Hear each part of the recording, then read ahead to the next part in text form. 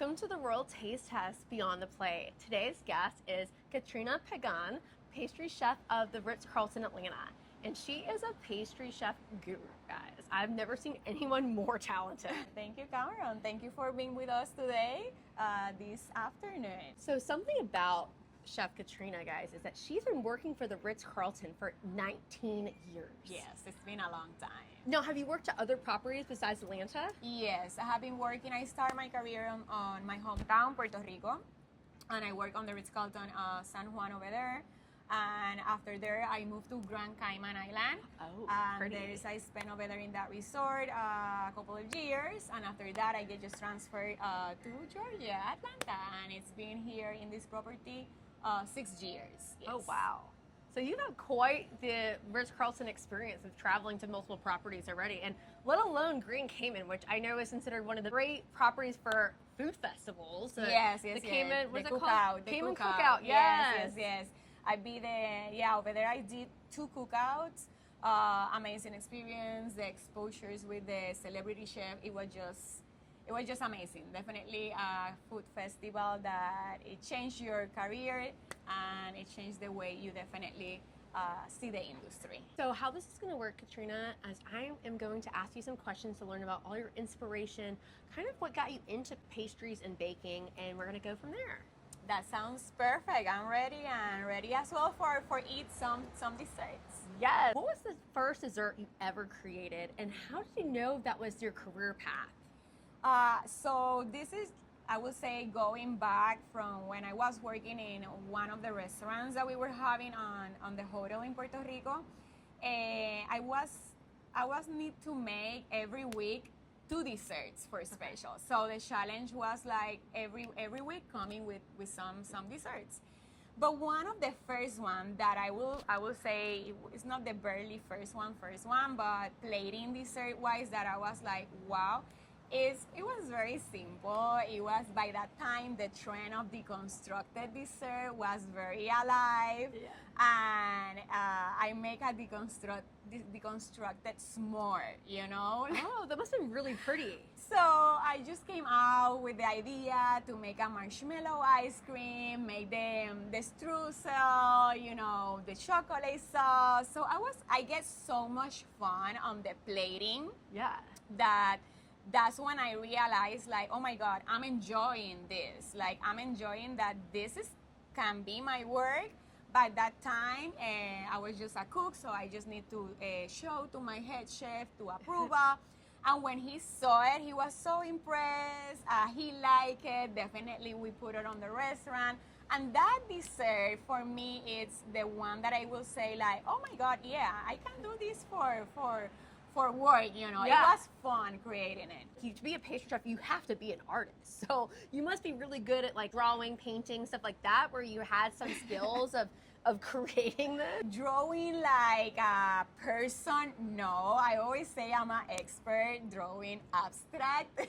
So love that, yes. But I really love painting. Like, it's kind of relaxed me. And one of the things that we actually do in our kitchen is, and we have even classes in our hotel, it's painting macarons. And a lot of people like seem so difficult to do that, but for me it's so relaxing. Like, so yeah, I definitely have some art on, I would say yes. And in my family as well, it's something that it go through, you know, my mom paints, so I think it's there, yeah. But I will say my major art, it's in desserts. When you actually create all of your pastries, that you said there's a little bit of Puerto Rico in every single dish that you make.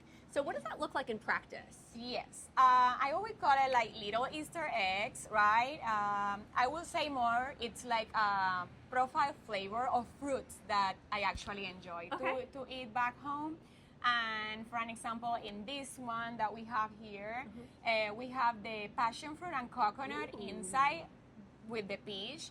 Definitely you will not feel completely like a Puerto Rican passion fruit or coconut, but it's there. It's that kind of little things that I put, you know, like even in this lemon, it's something that reminds me about my mom, you know, like she just always loved lemon pie. And I always have something that maybe no one needs to know, but at the time of like designing desserts, most of the time I add it. You know, it's there. I love that. When designing a dessert concept, how long does it take you from, I guess, from the idea all the way to execution? Say the total, it could take me from a plated dessert maybe a month, 1 month.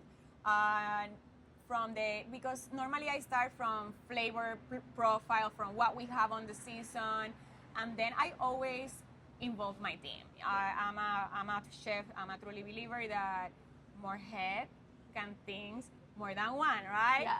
So I always involve them, and I would say 1 month between selecting flavors, selecting what we are pairing, and then starting to cooking, starting to assemble. You know, it probably take us a month.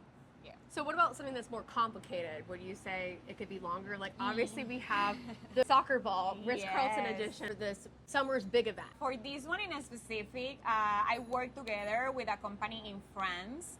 So it will take from February until I receive it on May, because this is like a back and forward from designing, from the sketches, from the size, the wide, the deepness, the molds to see like if it's with the logo. So it is a lot of things that involve the planning, plus you are working with a person that is in the other part of the, you know, the time change zone.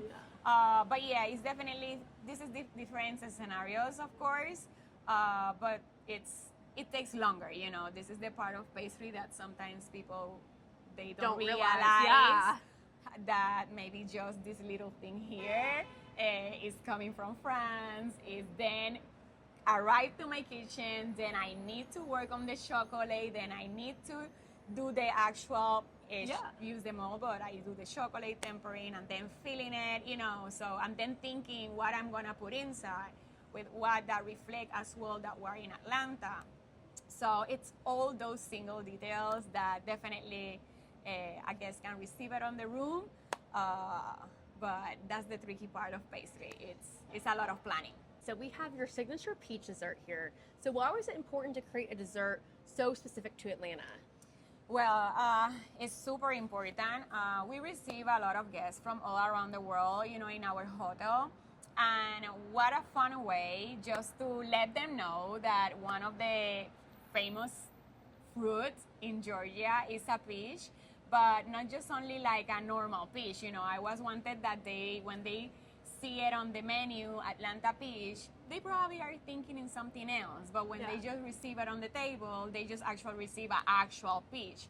So for me, it was really important just to have in a 3D way for the guests a way to represent Atlanta in a dessert. When I actually saw you create this several years ago, it was the first I've ever seen of its kind. So I was really blown away. And then I've seen other restaurants trying to copy it. Yeah, but you know, unfortunately the molds is everywhere. But I always say the profile flavor of this one will completely like different. Like the layers of the dessert that it's inside, you have passion fruit, you have coconut.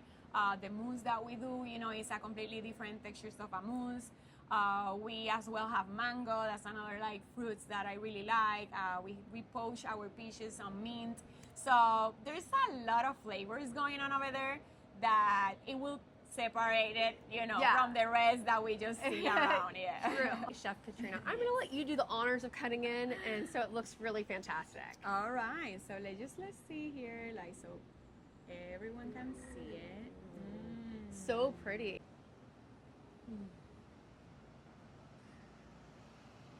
Creamy. A little crunch.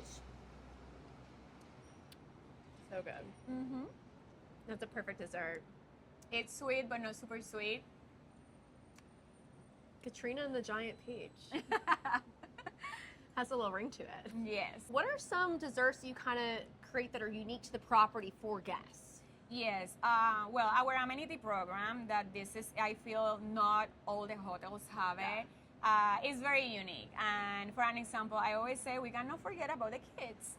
And this is an example of like, and it's inspired on the Georgia aquarium that we have. But this is inspired, it's for little kids. It's in sugar. I just make a coral reef. and we just add, the little like shark, the little like So fish cute. with some K-pop. So this is something very unique that not just only for adults, but as well for kids. We always have.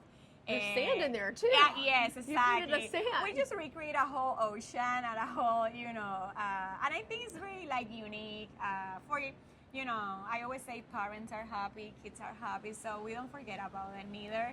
And it feels very unique. Our amenity program here is super unique. There's a little fish swimming for you. But my question is, what is this? I know, like you said, this resembles like the Georgia Aquarium and stuff like that, but what is this made out of? Yeah, that's made from sugar. It is like a very classic technique on pastry. You just melt the sugar, you add some colorants, and then you just throw that sugar on top of ice cubes. And then when it's upside down, you just release that the ice get melted. And all those empty gaps that you see over there is where the ice was over there, so it's melted, and then it's became that. That's so cool. That shape, yeah. That is really, really cool. Yeah, that's one technique of many. Okay, fine. Yes. Take a little. Oh. Better for just leaving it in your mouth. Yes. Kind of like a Jolly Rancher. Exactly. Or behind the cherry blossom, we have your beautifully painted macaroons that are truly paintings, like maybe impressionism. I mean, we see the flowers, it reminds me of Monet a little bit. When you're actually creating pastry, do you see them as works of art, just pastry, or kind of a combination of both? For me, pastry, I always define it as edible art. I think it's an art that you can eat, and this one is big by themselves like that because it's a macaroon and I actually painted by hand. So definitely, I always say pastry is edible art, 100%. Even with macaroon, for an example, you can do so many, even different shapes and stuff like that. So it's a good dessert to play around with. Look how pretty these are. I mean, flowers, I love it. It's perfect for spring and summer. And I always Oh, that's pretty. I love that. It's like lavender. Yeah, exactly. And I always try to tie the flower with the feeling of the actual macaron. We got Puerto Rico, and we got some some palm. little palms. You see? I love that. Okay, so let's try one of your edible art creations. Yes. Here. Okay, so this one is lavender with blueberry and blackberry. Oh. This one is cherry and cotton candy and a little bit of rose. So, and this one, the green one, it's apple. Okay. What you want to taste? Oh, what do you recommend, Chef? I will go with this one. You have a little surprise inside. Oh. Let's see. I'll grab the blue. Cheers. The purple.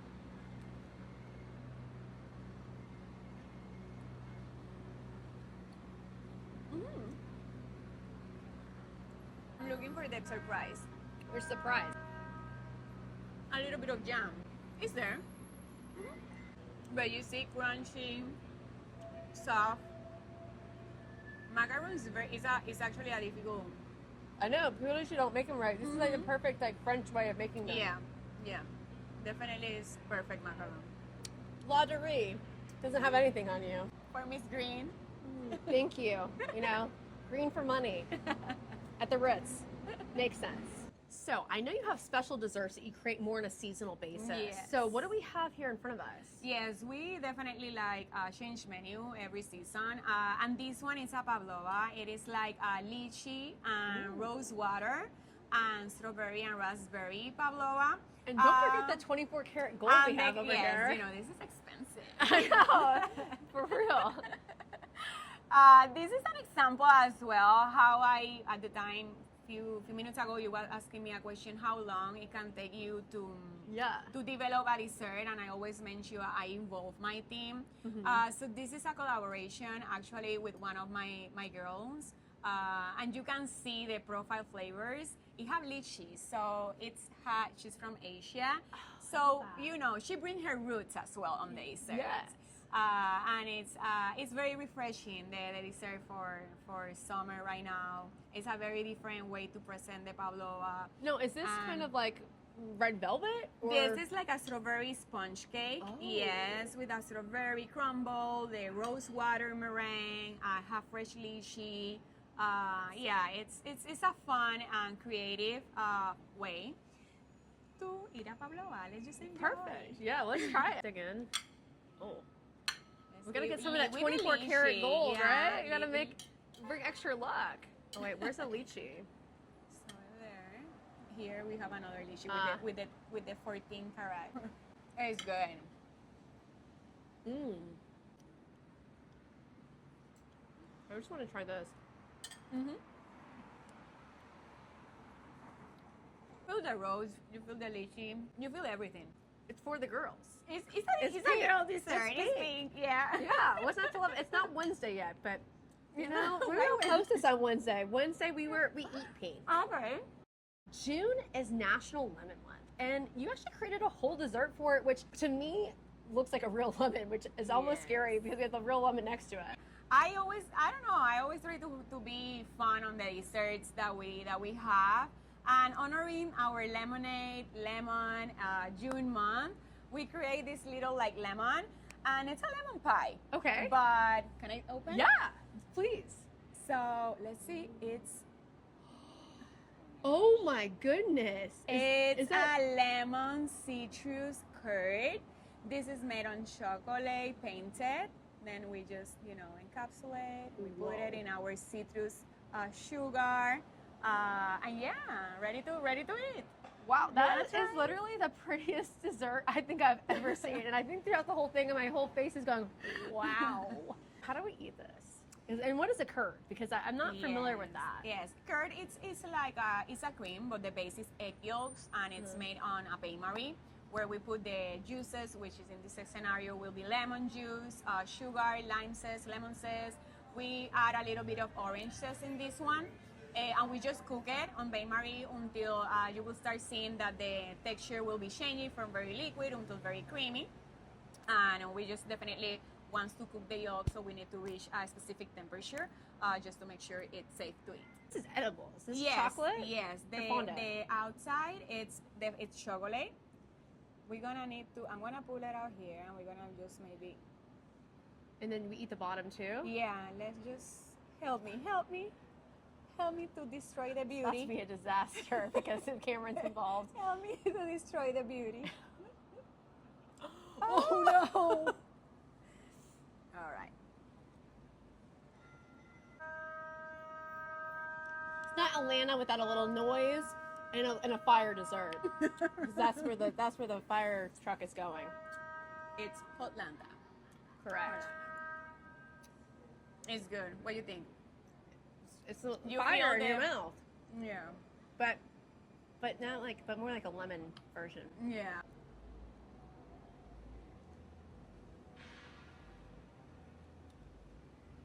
I love it. I love like the texture of everything too. Like you have a little bit of a chew, you have a creaminess, and you have the little sugar, citrus sugar. Yeah.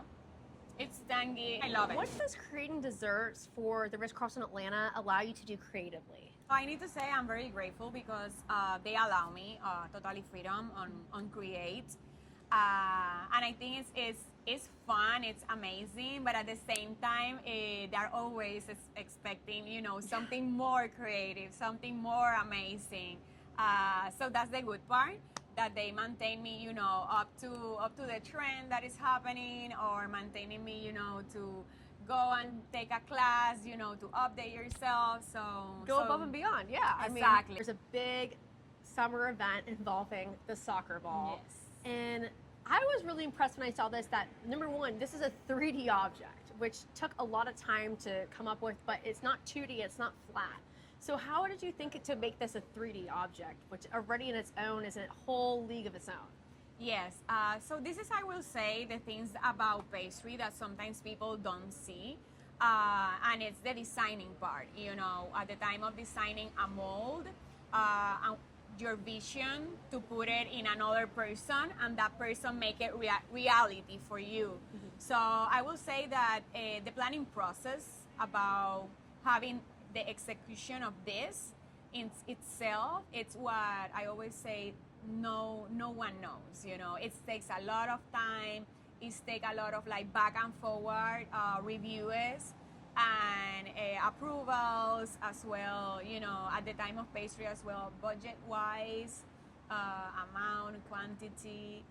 So there's a lot of facts that involve not just only chocolate and not just only what we're gonna be eating. But there's also something in here too, right? When you crack it open? Like... Yes, like if I... Oh, whoa! It is caramel filling, it is brownie pieces, and it have some chocolate pearls. So we want to make, you know, a 3D, you know, soccer ball. We want that represent our global amazing matches that are happening this summer. But we want to make that the people as well at the time is not just only the soccer ball. It's just almost like a truffle, you know. Wow. So yeah, this is. Should we sample? This is so impressive on the inside. Like it looks like a party almost. It is a party inside of the bowl. You know, this is the party inside of the stadium, you know, where the matches. Yeah, I mean, it is a party. I want to taste the brownie with the whole thing. What are these little white balls? It's a crunch, like a croquant. Oh, it is nice. Mm-hmm. It's delicious. It really is. It's amazing. I just couldn't believe all that was in there when you cracked it open. Reminds me kind of like a planet. Summer party. And you're cracking into the core of like a planet. Mm-hmm. Mm-hmm. Yeah. Mm. So all that planning of what we're gonna put inside, you know, and we wanna make it, you know, even if it's an adult can have it, if it's like a kid can have it. So I would say like friendly for everyone. Is this gonna be in people's rooms or is this gonna be like something they order at the restaurant? Yeah, this will be available for sale. Okay. Definitely. And as well, if we have some VIPs, they will be receiving as well. You know, it will be available for anyone. So make sure to come to the Ritz-Carlton Atlanta and get your soccer ball. Yes. That is a treat in itself. It's a party in your mouth. It comes with these ones. I was wanted to reflect a little bit of Georgia here. Mm-hmm. And I know Georgia is always about peaches, but as well, I don't know. It's always, I think about popcorn. Oh, same. I love popcorn. Yes, so I just put inside of the chocolate bomb some popcorn croquant as well. Yes, to give that kind, you know, when you're in the stadium, they sell popcorn, you know, so that kind of comfort stuff in a luxury way. You will never know that in that little like bonbon there is some popcorn. So yeah, that's the fact of involving some comfort stuff and making it luxury. Popcorn is one of my favorites, so don't mind me. We have a caramel popcorn inside, the bottom part. It's like a croquant. I'm getting the popcorn kind of crunch. Okay. That's nice. And your favorites? My gummies. These ones we do, our gummies, we do a homemade. And these ones are berries. You know, we're in summer, so as well, berries are a fruit that are in season. So that's why we make berry gummies. They're very good. Yes. Let me take one. I think it goes good with the chocolate. I have both in my mouth at the same time. Just to clean your palate as well. Mm-hmm. You know, nothing is too much overwhelmed. Favorite dessert of all time? Ice cream. Oh, favorite flavor? Cookies and cream. Most underrated dessert, what do you say? Profiteroles. Savory or sweet? Sweet. Well, it makes sense. Yeah. What's one ingredient or tool in the kitchen you can't live without? Oh my God, the baby offset. It's like a little spatula, but that one you can use it as a knife, as a spatula, as a whatever you need to use. That's my go-for. You might need that. Puerto Rico or Atlanta-inspired desserts? Oh, that's a hard one. Why we don't do both? Okay, fair. Okay, what's a dessert trend that you're loving right now?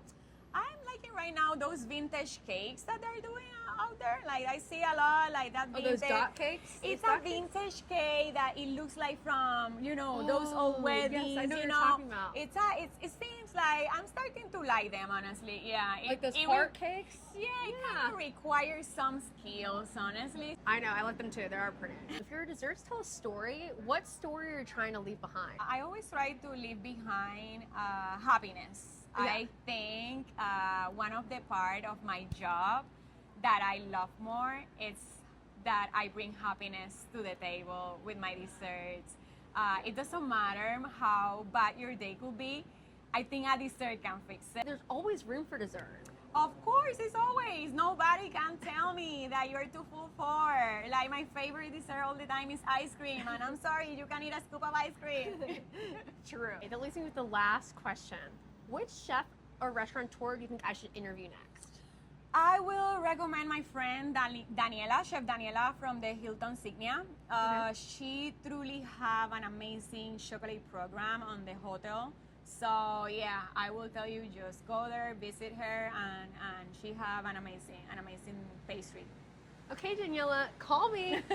Okay, thank you so much, Chef Katrina, for being on the show. I really appreciate it. And yeah. No, thank you. Thank you for coming. Thank you for spending the afternoon with me. It was great to have you here in the middle of the city of Georgia, Atlanta. We're in downtown, so we laugh so much. We eat so much sweets. We do.